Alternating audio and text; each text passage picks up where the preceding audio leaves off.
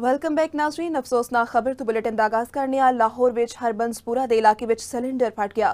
Cylinder फटन नाल घर दी पहली मंजिल डिग गई। रेस्क्यू जराए दे मुताबिक मलबे तले दब के 2 अफराद जाम बहक हो गए। इमदादी कार्रवाइयां दे दौरान 7 जख्मियां नू मलबे तलों कट लिया गया है। नाज़रीन अफसोसनाक खबर शामिल कर रहे हैं। लाहौर विच हरबंसपुरा दे इलाके विच सिलेंडर फट गया। सिलेंडर फटन नाल घर दी पहली मंजिल डिग गई। रेस्क्यू जराए दे मुताबिक मलबे तले दब के 2 अफराद जाम बहक हो गए।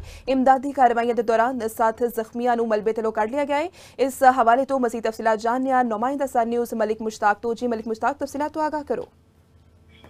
जी बिल्कुल लाहौर दे विच एक अफसोसनाक वाकया होया है। इलाका है हरबंसपुरे दा पैप्सी रोड नज़द नादर मार्केट दे कोल सवेरे तकरीबन 7:45 बजे के करीब घर दे विच सिलेंडर धमाका होया ते धमाका एडा शदीद सी कि धमाके दे नाल पूरी एक मंजिल जिहड़ी है मकान दी एक मंजिल जिहड़ी थल्ले आन पई, जिहदे विच फौरी तौर पर रेस्क्यू के लोगों को इतलाह मिली तो रेस्क्यू दी तकरीबन 18 तो 20 गड्डियां जिहड़ियां ने मौके पर पहुंच गई, जिहदे विच तकरीबन 50 के करीब रेस्क्यू जिहड़े ने वो काम कर रहे हैं। कोशिश की जा रही है कि मलबे के थल्लेओं जिहड़े लोग दब गए ने उन्होंने कढ़िया जाए।